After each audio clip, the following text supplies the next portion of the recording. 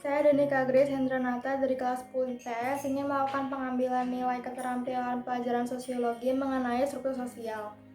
Jadi, struktur sosial bisa kita artikan secara sederhana sebagai pola perilaku berulang yang menciptakan hubungan antar individu dan antar kelompok. Unsur-unsur yang mempengaruhi struktur sosial adalah yang pertama keadaan geografis, yang kedua keberagaman budaya, yang ketiga keberagaman mata pencaharian, dan yang keempat berkembangnya industrialisasi. Unsur-unsur struktur sosial adalah yang pertama adanya pengetahuan dan keyakinan yang dipegang oleh masyarakat, kedua terbentuknya solidaritas, memiliki tujuan dan cita-cita yang sama dalam suatu masyarakat, adanya peran kekuasaan yang mengatur kehidupan sosial.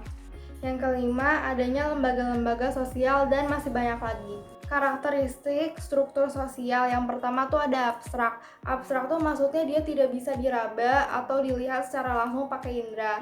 Yang kedua, bagian dari sistem pengaturan tata kelakuan dan hubungan dalam masyarakat. Struktur sosial dapat mempengaruhi berbagai bentuk hubungan antara individu maupun antar kelompok. Yang ketiga, dapat berkembang dan menuju struktur sosial yang lebih efektif dan lebih efisien. Yang keempat, dapat menjadi landasan dalam proses sosial di masyarakat.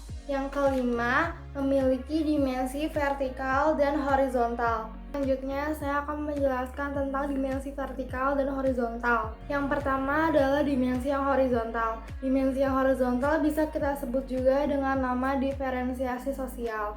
Diferensiasi sosial secara kamus sosiologi diartikan sebagai penggolongan-penggolongan terhadap perbedaan yang biasanya sama atau sejenis. Maksudnya tuh setara, contohnya tuh kayak ras, suku, klan, dan agama. Selanjutnya adalah dimensi yang vertikal. Dimensi yang vertikal bisa kita sebut dengan stratifikasi sosial. Stratifikasi sosial adalah pengelompokan masyarakat ke dalam lapisan sosial secara bertingkat. Nah, stratifikasi sosial ini didasari oleh perbedaan kekayaan, kekuasaan, dan pendidikan. Lalu, perwujudan dari stratifikasi yaitu kelas-kelas sosial. Kelas-kelas sosial dapat kita lihat dari segi ekonomi, segi sosial, dan segi politik. Sekarang saya akan menjelaskan ketiga segi tersebut satu persatu. Yang pertama ada segi ekonomi. Aristoteles membagi masyarakat ke dalam 3 golongan. Yang pertama sangat kaya, golongan kaya, dan golongan miskin. Yang kedua adalah segi sosial. Kalau segi sosial ini didasarkan oleh status, contohnya kasta. Selanjutnya adalah segi politik. Kalau segi politik itu berarti didasarkan oleh kekuatan. Nah, biasanya orang yang memiliki kekuatannya besar itu akan berada di kelas-kelas atas, sedangkan yang tidak memiliki kekuasaan apapun akan menjadi kelas bawah.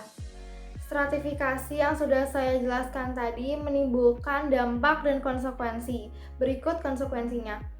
Konsekuensi tersebut antara lain bahasa atau gaya bahasa, makanan, gelar atau pangkat, hobi, kegemaran, perabotan rumah, dan yang terakhir pakaian. Sekian dari saya, terima kasih.